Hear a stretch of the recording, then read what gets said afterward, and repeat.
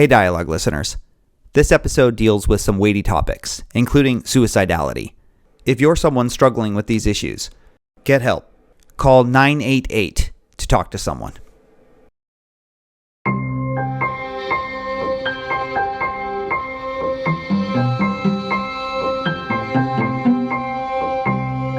Hello and welcome to the latest episode of the Dialogue Out Loud series. I'm Taylor Petrey, editor of Dialogue, a Journal of Mormon Thought. Today, we're really excited to have with us three special guests to celebrate Pride Month. M. English, Ray Nielson, and Keith Burns, who've all published recent pieces in Dialogue on LDS trans experiences. We're so glad that this topic is receiving more attention and proud that Dialogue is an important venue for trans voices, especially in this current environment of anti-trans backlash and oppression. M is the author of Trans in the Chapel, Attending Church as a Newly Out Transgender Woman in the fall 2022 issue. She's a technical writer and educator at the College of Southern Idaho and a proud co-parent of 5 children. Ray Nielson is the author of On Tradition and a Nonbinary Revolution in the spring 2023 issue. They're a recent graduate from BYU, now living in Austin, and is engaged to be married. Keith Burns is co-author with Linwood Lewis of Transcending Mormonism, Transgender Experiences in the LDS Church in the spring 2023 issue. Keith holds a master's degree in child development from Sarah Lawrence College, where he specialized in gender and sexual identity. Keith is currently working on a master's of social work at Lehman College. Welcome to all three of you. Thank you. Thank you. Great to be here. Nice to be here. Em, I'd like to start with you. Can you briefly share a little bit about your LDS background and your transition and a little bit of the story that you share with us in your dialogue piece? It's a complicated story and difficult for me to abbreviate, but I will try. I'm the youngest of 10 children in a very large, very Orthodox Mormon family. Grew up in Salt Lake City. As far as remind me the other parts of your question. I'm sorry, Taylor. Yeah, that's okay. I'll just say it again if you wanna go from there. Just state a little bit. Let me ask it clearly. Can you briefly share a little bit about your LDS background and how you began your transition, and a little bit of the story that you share with us in your dialogue piece? Sure. Well, I'm the youngest of 10 children from a large Orthodox Mormon family in Salt Lake City. Lived in Salt Lake City for a good chunk of my life, and most of my family is still there. Throughout my life, I held various church callings. I've been in bishoprics, high council, mission leaderships, both on ward and stake levels. I've significantly been involved at various points in my life.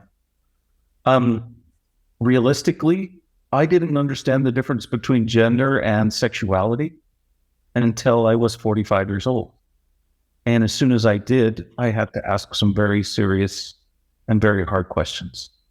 And that's what led me to really start to break down something I've been told my entire life to just not think about. As far as the story I shared, that story in particular was the first time I really ever attended church presenting completely female. And also the last time I attended a sacrament meeting for almost a 3-year period. Well, thank you so much. And I hope that we'll get more of your story in the course of our conversation. But Ray, let me turn to you.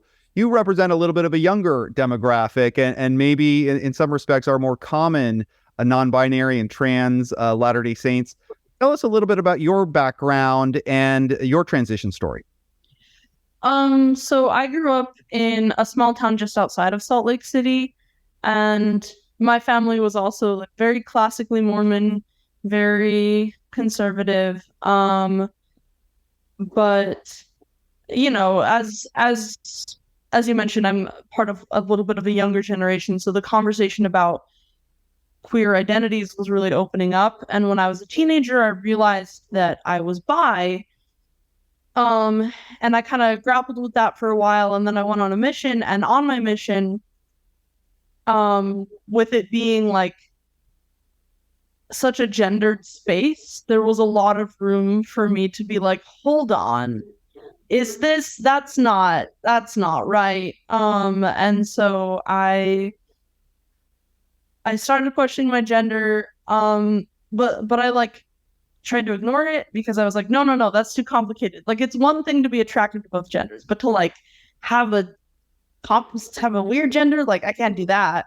And so it wasn't until I was in the like February of 2020, I was in a sacrament meeting and somebody was giving a talk about integrity, and I just had this feeling of like, you're not being honest. You're not being honest about who you are. And so then I was like, okay, it's time to like delve in. And so now I identify as non-binary, but I feel like, I don't know, my gender is like a complicated blob of like masculine and a little bit of feminine and mostly just a big mix of things. And I haven't really like necessarily started transitioning in ways that I would like to yet, because I was at BYU and I didn't want to complicate my education. So yeah, I'm not entirely sure what that's going to look like for me in the future, but yeah, that's me.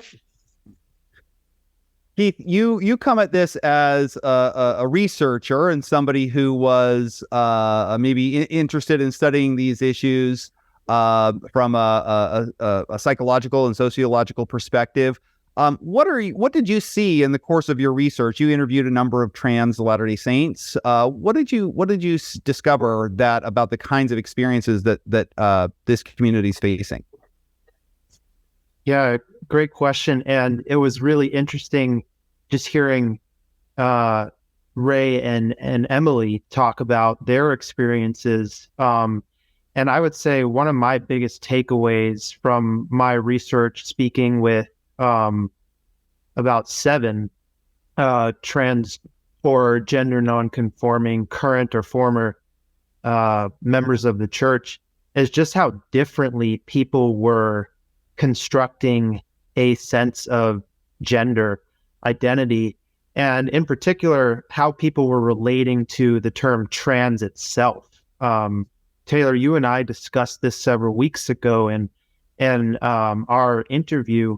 Some of my participants were very situated in the gender binary. So they had either a very firm trans feminine or trans masculine sense of self and identity. And kind of like you were just explaining, Ray, other people I talked to were very much subverting, avoiding, or resisting a gender binary. Some people were feeling more masculine in some times, in some contexts. Some people were feeling more feminine in certain times and contexts.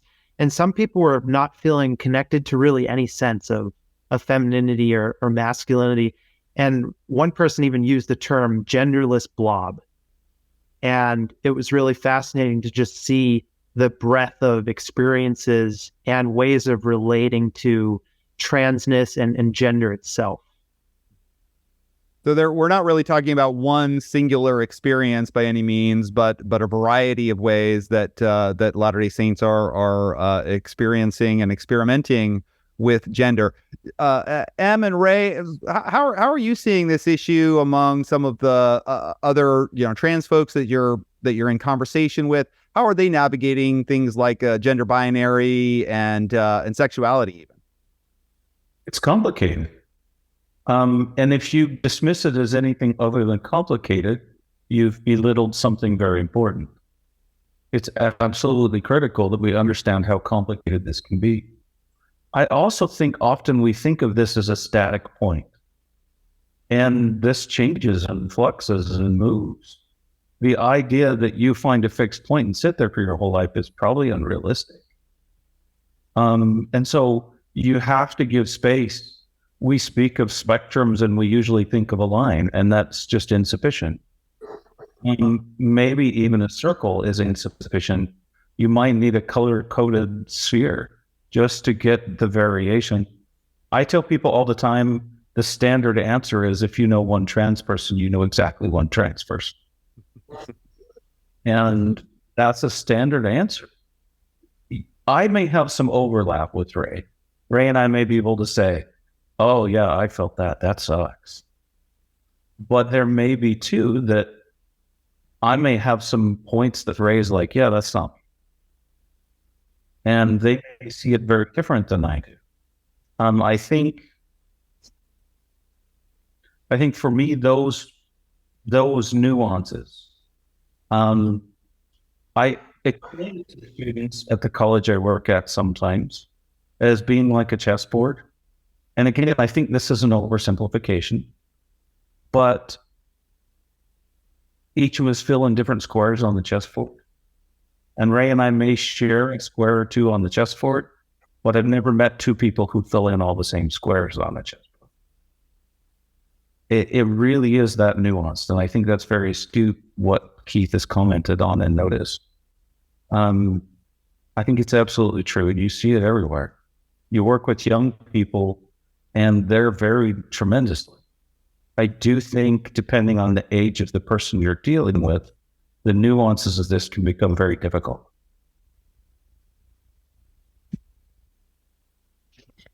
Yeah, I don't feel like I could follow that. I feel like Emily is very wise. But I did just kind of want to echo that it is very individual. I think that, when you look at the general conversation that is happening online or whatever among younger people, there is a lot of just, the best example that I've seen is, honestly, there's this like TikTok video that someone made where they draw a graph, but they're like, there's not just a Y and an X axis, there's also like a Z axis and then like another axis. And it was like, there's like, first you have to measure it by like masculine versus feminine, and then there's another one that is like, so one of them is like, I think like the external gender, like how do you present, and then the other one is like internal gender. So it's like if you have like a man who presents very femininely, then that's like a twink or whatever. And then like but then so you can be a man who's feminine, but then there's also like a girl who's feminine or a girl who's masculine, and then there's like the angle of like, how much do you care about it? Like some people are like 100% like I'm 100% a man, and then other people are like, I guess I'm a man, but like whatever.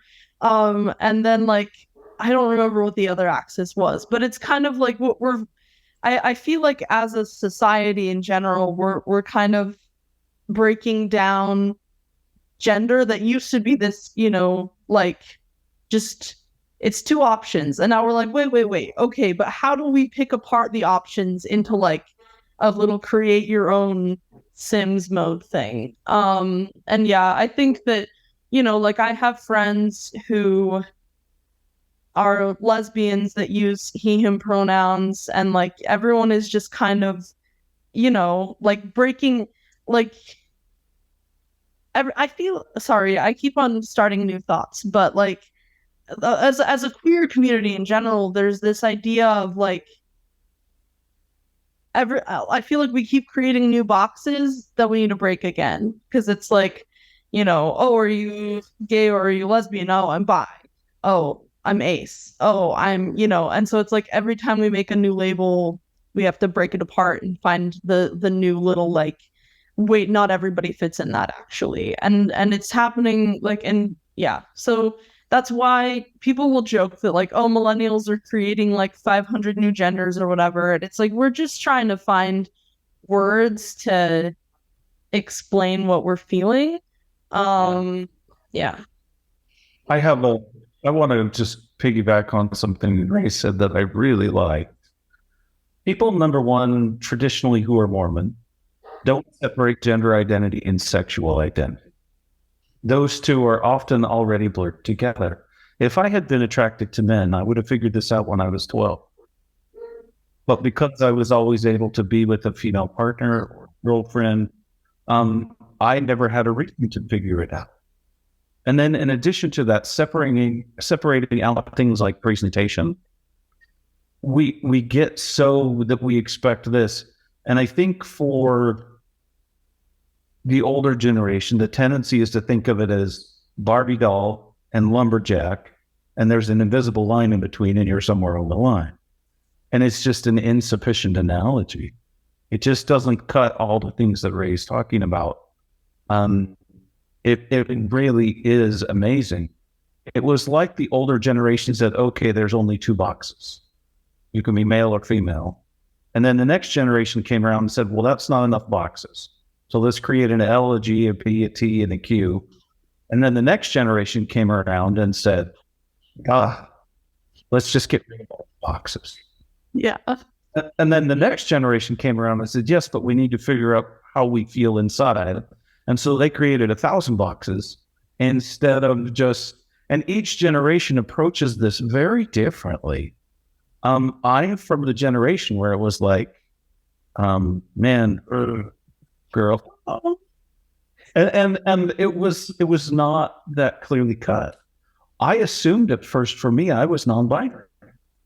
Oh, if the line is here magically in between, I might be just a tiny toe over the side of the female side. And then you explore, right? And you test and you test and you test. It turned out dirty. And that was not at all what I expected in this journey. And so I really like those things that you commented there, Ray. I think that's very astute.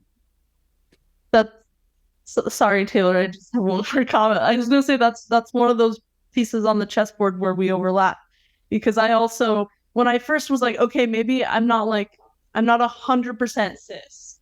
I was like, maybe, okay, I'm going to use like she, they pronouns and try being like a little bit more androgynous. And then as soon as I did that, I was like, wait a second, there's like a whole masculine side of me that I was afraid of touching. And now it's here and I just want more of it. And so like, I have had a lot of moments where I'm like, am I a trans man or am I non-binary? And I'm still kind of like in that, I'm pretty sure that I'm trans mask, but not 100% like a binary trans guy. But yeah, anyway, it is very much like Emily said, like you don't realize who you are until you start like experimenting and touching, dipping your toe in the water, and then you're like, oh. That's absolutely why there needs to be a space to figure it out. There has to be parents who are educated, who can make this space for their own children. I'm so grateful. First, I thought, oh my gosh, I've ruined my family and my family's going to hell. And it's all my fault. And at some point, you realize, hey, I didn't do anything wrong. Then at some point, you realize, not only did I not do anything wrong, I did some really brave and good things. And then your own children come out. And you go, whoa. I have two children that have come out. Both of them fall just to the one side of non-binary, probably transmasculine, and both bisexual at this point. I don't really care. I'm grateful that they have a space. And then as a parent, I just don't want to screw it up. I think both of you raise really important, just educational information here for so many folks who need to recognize that these are fluid identities for people, as they are, in some cases, over the course of years, expanding, refining, redefining their own identity, and to allow folks that space to do that. So that's super helpful information. Keith, I wonder if you could also weigh in a little bit here on the research folks that you worked with. One of the things that's come up here is maybe a generational divide, or at least difference of opinion here. Again, we don't have statistics on this necessarily in your research, but just general impressions based on the people that you talked to. Yeah, absolutely. And it's been a treat to just hear Emily and Ray describe their ongoing navigation with their gender identities and experiences. And yeah, there definitely was a generational effect, Taylor. In the 7 people I spoke with, like you said, nothing really statistically that we could take away from that. However, my research team, it was, a group of 3 or 4 of us, we did look at some broader statistics on the ways the effect of generation on the ways people were conceptualizing gender and identity labels, gender fluidity, and things like that. And we did come across some studies that that found that older trans and or gender nonconforming people are more likely to think of their sense of gender in more binary terms. More likely statistically. That doesn't mean that there aren't a lot of older non-binary people. And then the younger kind of millennial, Gen Z, gender nonconforming individuals that identify as trans or kind of under a gender queer or gender fluid umbrella are more likely to be to think critically about and kind of move through labels and categories than their older counterparts. And I saw some of that playing out in my conversations with my interviewees. There were some younger people as young as 18, 19 who I spoke with that had this very kind of very interactional and shifting relationship with categories, very much using some terms that and descriptions that you used, Ray. And then I had a participant in their 40s who's 44 years old, and she spoke of her gender identity in as more stable and more binary terms, as someone who has kind of always been female. And so it was really fascinating to see that generational impact just in the small sample size. And it definitely lined up with some of that broader bird's eye research that we studied and read about before we dove into our more specific study. I would say maybe I should defer to Ray here and say what they think, but I've watched a lot of people try and talk to people they care about this. I've tried to help a lot of young people navigate that process while working in college. Try explaining non-binary or gender fluid to a 60-year-old male. It's so far beyond the scope of how they think that it is just darn near impossible to explain it to them. I can say, well, I'm a woman and I know I'm a woman and here's how I know.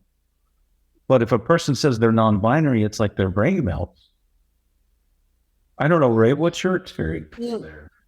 Yeah, I have had this conversation with my friends a few times of like, sometimes I feel like it would be easier if I just switched to he, him pronouns, because I'm like, at least my parents know how to use that, but when you try to explain, like, that you're outside of the binary, that you're outside of those boxes, it's hard to, and I think especially coming from an LDS background, like, or, most conservative backgrounds, but because we're speaking in an LDS space, I think that we have this, not only is there a gender binary, but it's believed to be sacred, that there's important roles that certain people are meant to fill and things like that. And like, I do want to say this is kind of what my essay is about, but I think that there is a sort of beauty in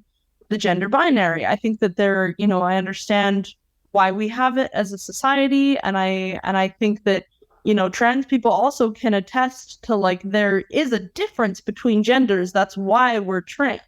Because if there was no difference, then nobody would care what gender they were assigned, But like, the reason that we transition is because, like, gender is something. But yeah, trying to, I think that it really is just the conversation has changed so much. And for the older generation who hasn't been like a part of that ongoing conversation about gender, it's so difficult to try and like get them on board. They hear it and they're like, no, there's men and there's women and that's all. So just as you I really like what you said, Ray, about it being sacred. I think that's a point I've not really considered, but I sit here and I think, what's the Mormon temple like? You're told your salvation comes through the temple. Which side of the room are you going to sit on? Which locker room are you going to go into? It's just absolutely binary without question. I remember asking, a very kind, loving bishop said to me, what do we have to do to have you come back? And I said, how do I attend the temple? All y'all have told me all my life that this is how I reach my salvation. How do I do this? And that binary is considered sacred. And I was told, I said, do you want me to sit in the aisle? Like, what do you want from me? And I was told, once a priesthood holder, always a priesthood holder, forever a priesthood holder. And I had something not very kind to say about that. And one of my first responses was, is this how women get the priesthood? And he didn't care for that answer very much. But eventually they came back with an answer from a temple president. And I was told if I presented as male, I could sit in the lobby. And that was my advice moving forward. So you don't get access to the sacred if you don't fit in the way that that's sacred, if that makes sense, like Ray said.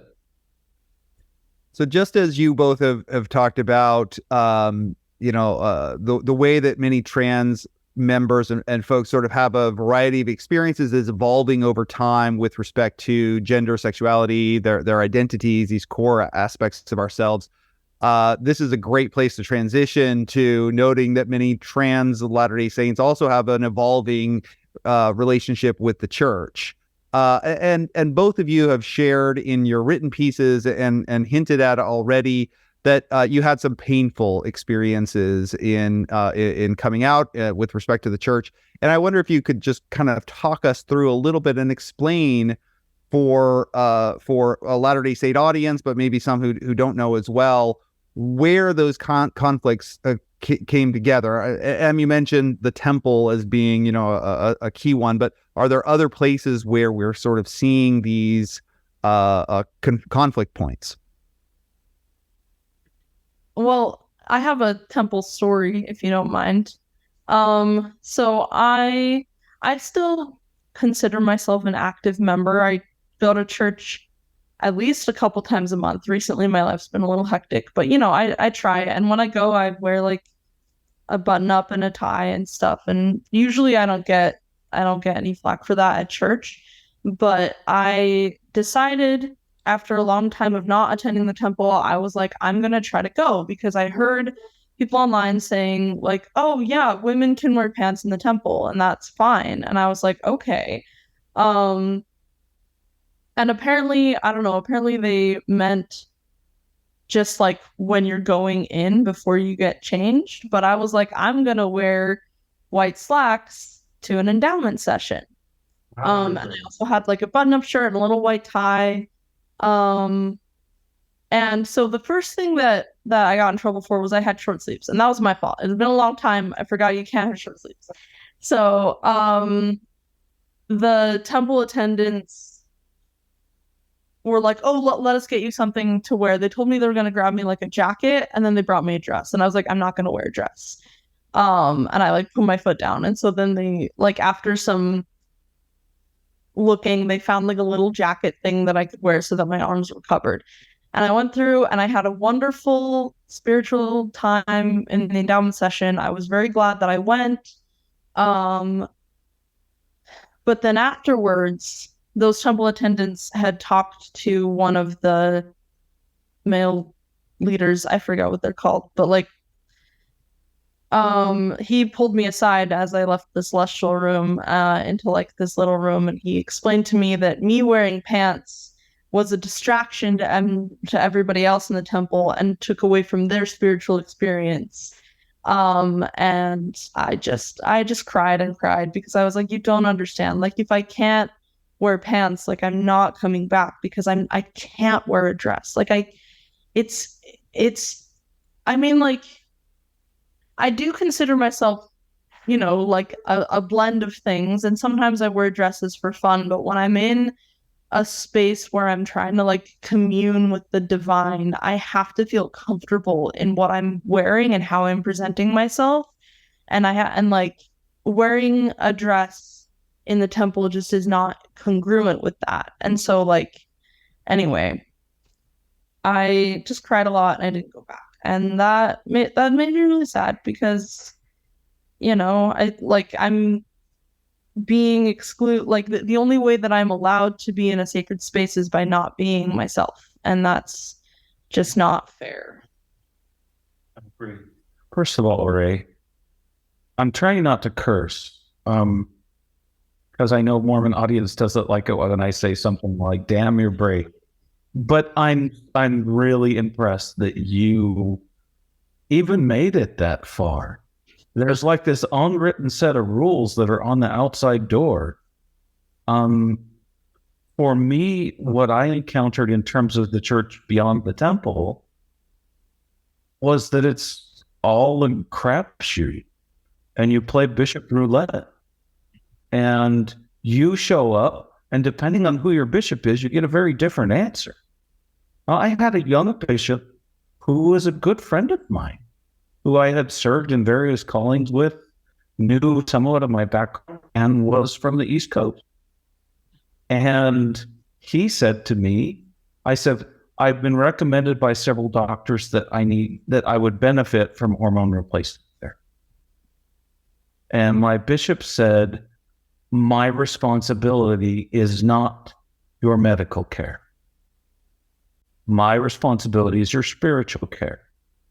And if that's the medicine your doctor recommends, then it's us that have to deal with the effects. And next door, in the next bishop office down, a friend of mine about 3 months earlier went through the same process and was told, hormones are moral and spiritual poison that are condemning your family to hell for multiple generations. Insane. Eventually, the two of us became friends, by the way, and she's amazed. It's crazy to me how different it is from bishop to bishop. And even then, I struggled to find a space. I was told the same thing you were about distraction. I was told that if I was going to come to church, I needed to not cause a distraction. And I asked what that meant. And that's such a nebulous term. It just seems like an excuse to something that makes you uncomfortable. You can kick it out. I was told that if I went to church, I was expected to sit in with the elders' quorum. And if I did, I needed to present head to toe in male clothing. I was 8 months into my transition. I have pretty solid B-cup breasts. All y'all don't want me sitting there in a white shirt without a bra on. Like, you're going to be uncomfortable. And how can I ever be comfortable in that space ever? And I asked to go to Relief Society, and I was told no. And I was still trying to attend. And I asked again, can I build a Relief Society? And I was told no, evening in the Relief Society will make the women in there uncomfortable. Generally, when I talked to the women, they weren't the ones that had a problem with it. Frankly, the ones that generally had a problem with it in the church were the men. So what did I do each Sunday for almost 3 months? I took a chair, and they propped the door up into Relief Society, and I sat outside the door until they told me that was not okay.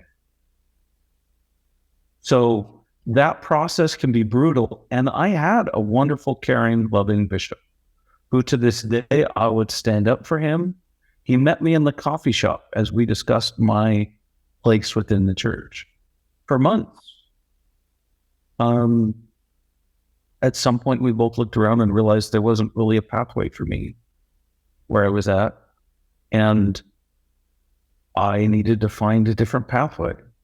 In fact, we had a discussion about some of the aspects of the Book of Mormon that talk about this. When the people were cast out, and he says to them, do you suppose that you can only find God in your synagogues? Do you suppose that the only place you can have a relationship with God with is inside the Mormon church? And that's quoting, that's taking from the Book of Mormon. And that was what the two of us talked about for almost a month. So there's a lot of very, very difficult things. But I first told a bishop when I was 11.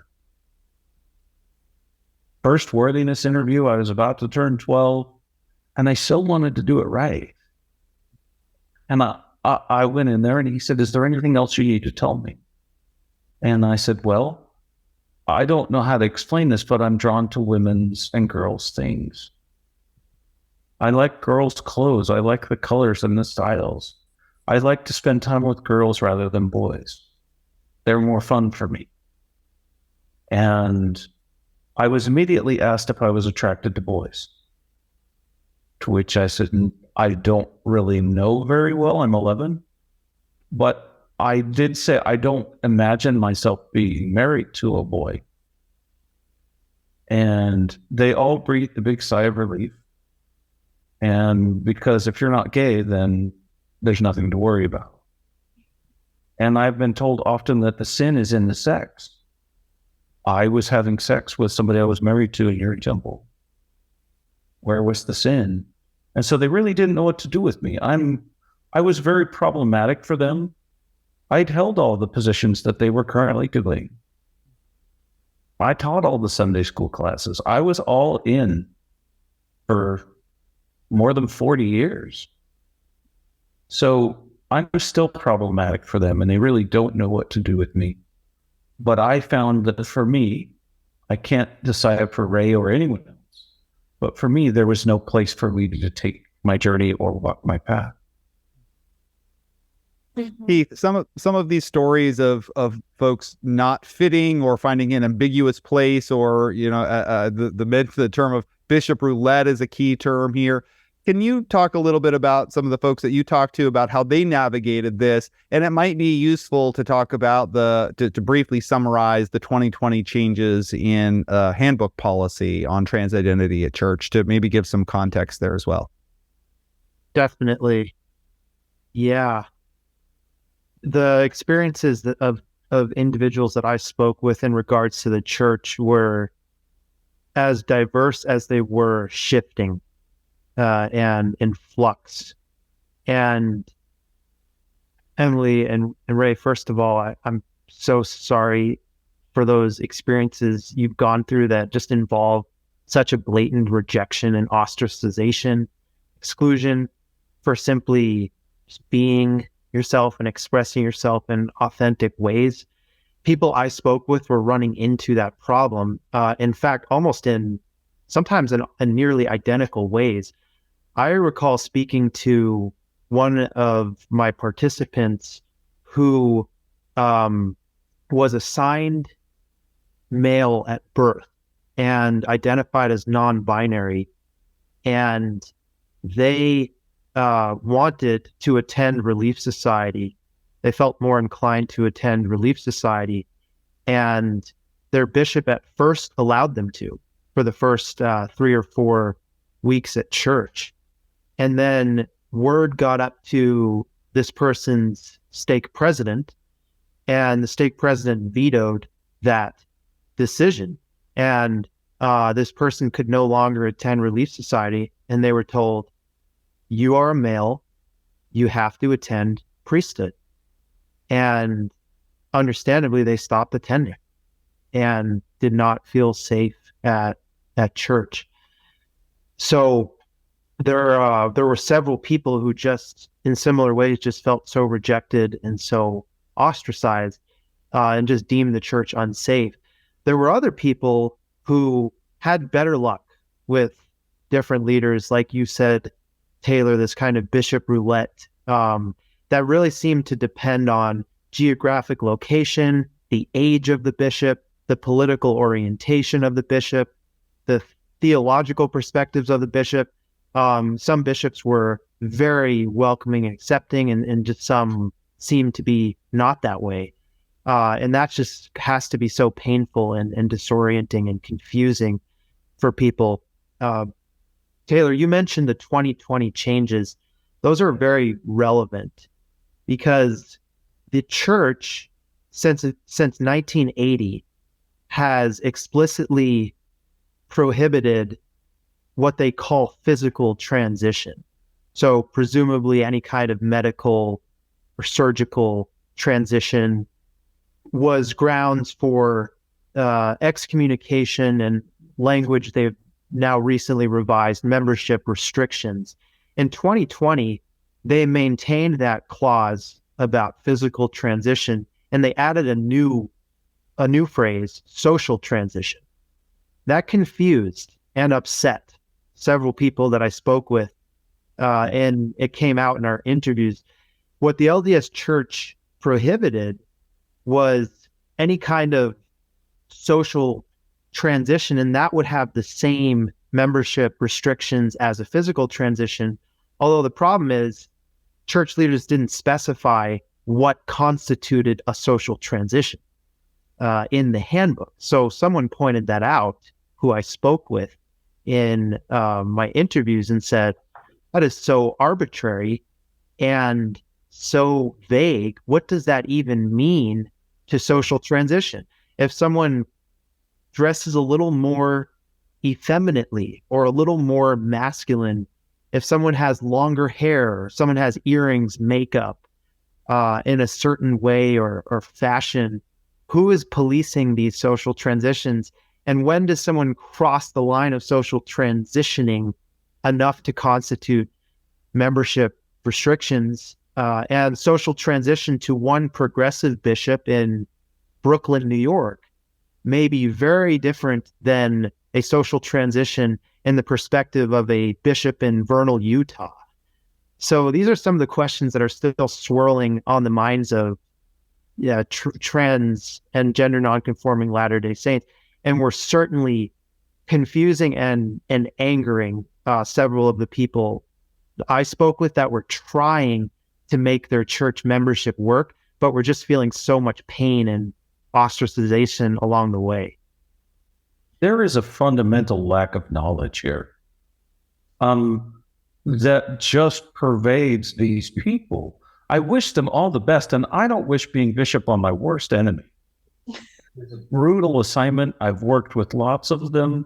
It is really brutal what they're expected to know and be able to do. Most of them have no concept in counseling. If one person, I told somebody every year, including the years I was on a mission, the same thing. If one of them, just one of them, had said, go see a counselor, how was my life different? Now, let's add to that the ambiguity of terms like distraction or transition. Most of them have no idea what transition means. How are they going to police something that they can't even define? It's beyond it being ambiguous. They simply have no idea what the word really means. And so when you're a person who knows what the word really means and you try and explain it, that's not going to go well. I have just an example of how you never know what you're going to get, even with the same bishop. So I in my ward at BYU, I was not the only trans person in the ward. There was a trans guy in my ward. And I didn't know, I heard about this from my bishop. So when I met with my bishop to renew my temple recommend, he was like, I need to ask you a question. Are you socially transitioning? And I was like, I knew the policies. So I was like, if I say yes, I'm not getting my recommend. But I wanted to be honest. So I was like, I mean, Ray is not my birth name, and I don't use she, her pronouns. So, like, I think, yes, I am socially transitioning. And my bishop sat with that for a minute, and he was like, well, okay, but you're not like the trans guy in the ward, because he uses he, him pronouns, and the name he uses is nothing like his birth name. And he's asked me to go to priesthood, and so he doesn't get a temple recommend, but I think you can have one. And I mean, like, I was like, okay, sure, if you're gonna give it to me, give it to me. But I thought that was so unfair, because I was like, that's such a weird double standard. Because first of all, it feels like you're not validating my non-binary gender as real. You just see me as a weird girl. So thank you for that.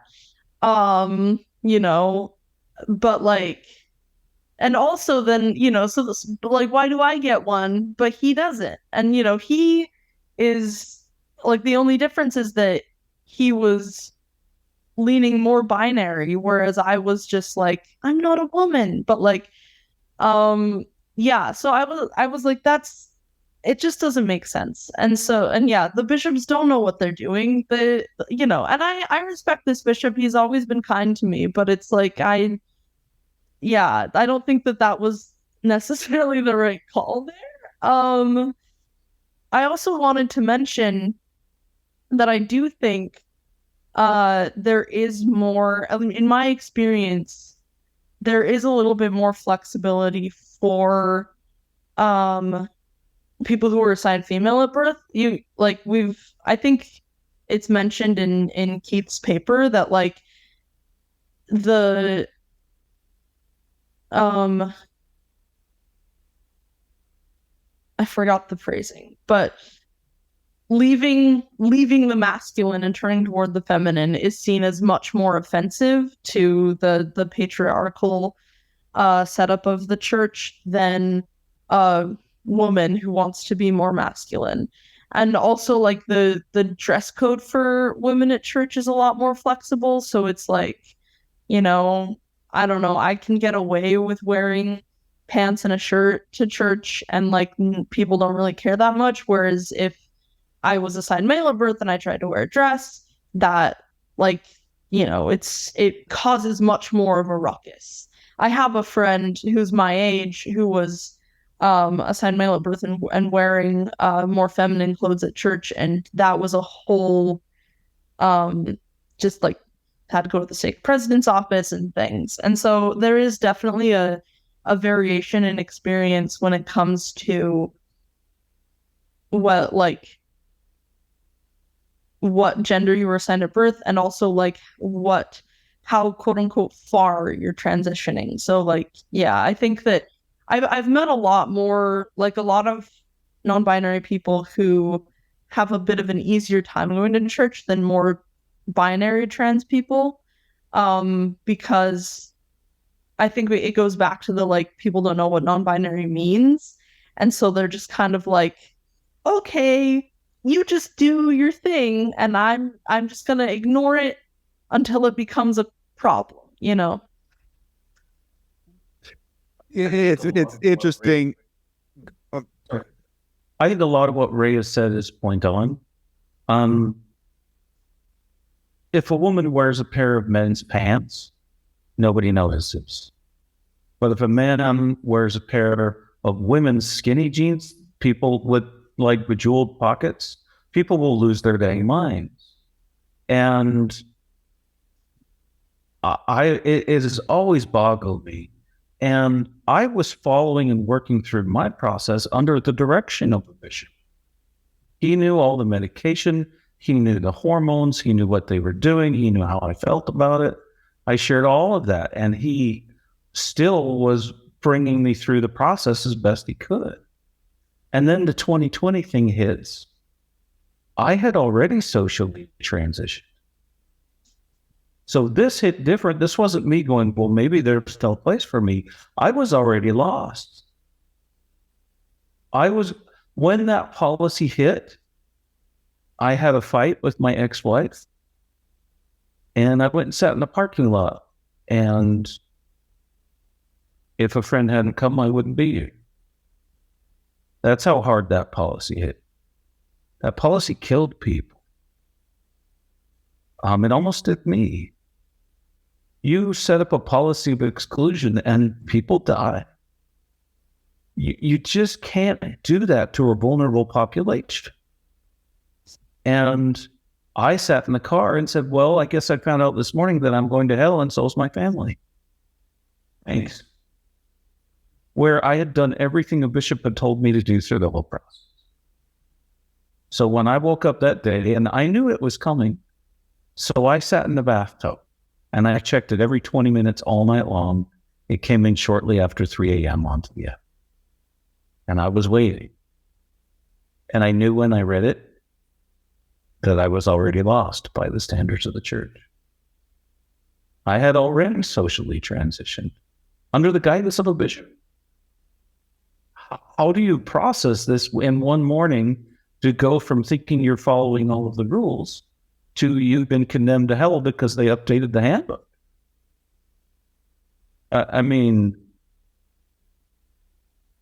I think everything that is sacred and holy, that I had a friend who came and found me. She knew it, she read it, and she came and found me immediately because she knew what that would do. It's that scary. You exclude people in that way, people die. We're so glad that you're here with us, by the way, and thank you for... I don't mean to be overly dramatic, and I don't want to sound like I'm just miserable and hate the world. This is maybe the happiest I've been in my entire life. So what do I say? Well, this is a good place to get some parting advice from both of you. What would you say to those who are transitioning, those who want to support them, who may be church leaders or friends or family members? What based on your wisdom, life experience thus far, what are some, top level advice that you have?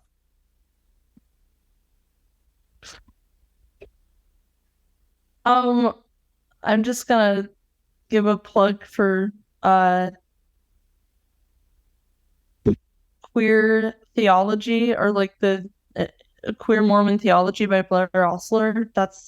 That book is just a really good summary of how, like, lots of core principles of LDS doctrine can fit in with a queer view of the world and of society.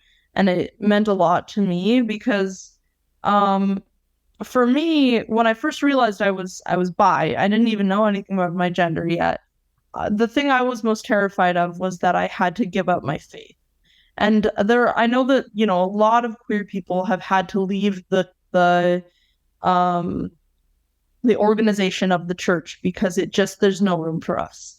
But I desperately, I didn't want to have to give up my relationship with my heavenly parents and Jesus Christ. And so for me, things like Blair Osler's book, as well as just kind of exploring what it's like to connect with the divine outside of institutional things, that has been really important to me.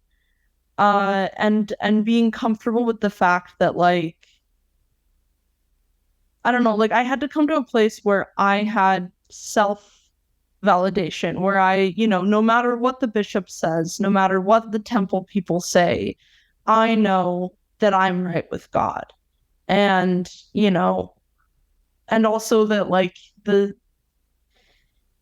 if I'm, I don't know, also if I'm not, I don't think that it's that big of a deal. I think something else and I don't mean to minimize anything, but I something else that's important to me is that according to LDS theology, there is no actual hell, and that God is ever forgiving and will work with you, and he's an individual God. Sorry, I don't mean to get on the soapbox. But the little advice is just learn who you are, learn to be good with who you are, regardless of what institutions tell you need to be, and surround yourself with people who support you in that. I would say, number one, I don't mean to make this the Blair Osler shout out moment, But I think Blair is amazing. Blair is the one who encouraged me to share my story. That's how I got there. I would say connect with people of faith who understand these things better. If all else fails, you should be following Samantha Richardson and all of the art that she produces. She does comic art that is stunning. And I always think about the one where she goes back in time and visits herself at a very young age and tells herself to trust herself. No matter what anyone else says, trust yourself. If I could go back and give myself a piece of advice, listen to yourself before everyone else. That would dramatically change it if you really figure it out. If you seek out authenticity, guess what? As a bonus, you get inner peace. Those two come hand in hand. If you need inner peace and you seek out inner peace, guess what? Probably became more authentic. Like, I just think those are tied. What I learned was fairly simple. Dysphoria screams something is wrong. Euphoria tells me I might have found the answer. And so I try to stay between the guideposts. And then over time, the guideposts got closer together. Does that make sense? Like, for me, it started over here when I would get up in the morning and have to shake my face. I would throw up in the sink because it just made me physically ill with the dysphoria. And on this side, oh my gosh, I have clear tone nail polish on. This feels fantastic. And eventually, they get closer and closer together as you figure out who you are. And this is not even fair. It needs to be more of one of these. Trust who you feel you are and find out who you feel you are. My advice to the parents. Your kid comes out to you. This is standard answer stuff from the Mama Dragons. Okay, and shout out to the Mama Dragons because they're literally saved me. They came and found me. One friend in particular and several others. If your kid comes out to you, congratulations. Holy crap. You're such a good parent that they loved you and connected with you enough to share one of the hardest moments of their entire life. So tell them thank you. Then tell them you love them. Don't tell them, I love you no matter what, because that's what you say when somebody's in trouble. I love you. And would you like to talk more about it? And that's it. And then shut up and listen for a while. And we just don't do that with our kids. And imagine how different the world is if every parent who had a queer kid responded like that. That's it. Thank you. I love you. Do you want to talk about it? That's it. It's such a basic level thing of love.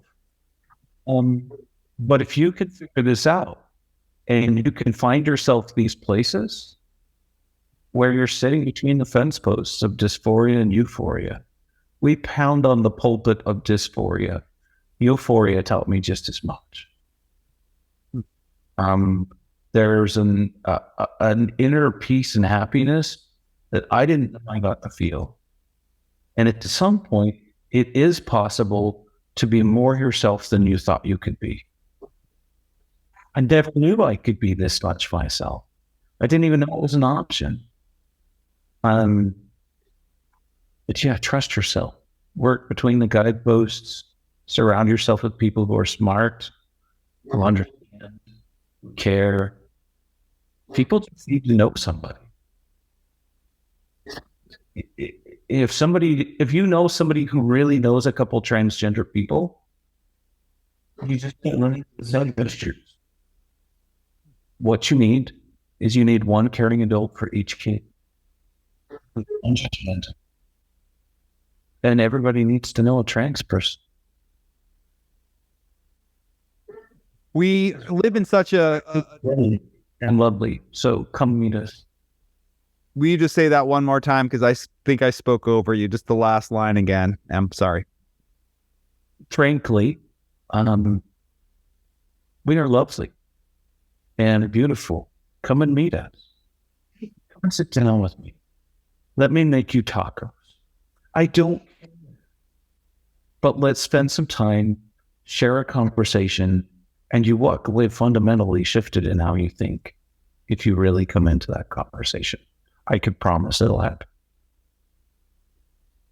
We live in such a complicated time of both heightened trans visibility and trans acceptance, and some really scary things that are happening at various states and in various movements around the country of misinformation and real hatred.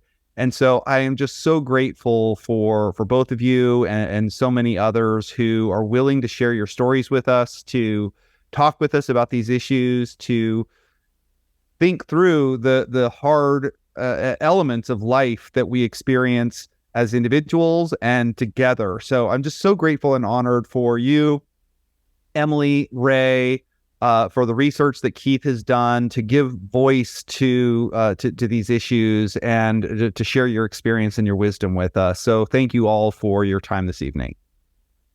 You're welcome. Yeah, I'm glad that we could have this conversation. I benefited from it. We hope that our listeners have enjoyed this conversation too and have learned something new. If you'd like to learn more, we encourage you to check out the LGBTQ and trans topics pages at dialoguejournal.com. And we thank our subscribers for supporting work like this. Special thanks also to Daniel Smith for spearheading and producing this episode. If you enjoyed this episode, please share it with your friends and colleagues, and don't forget to leave us a review or get in touch with any comments or questions.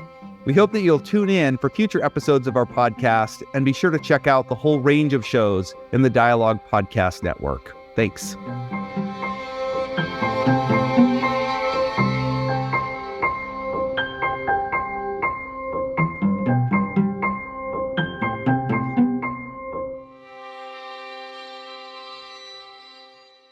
I'm going to take a risk in this ad by saying the word holiness right here in the very first sentence.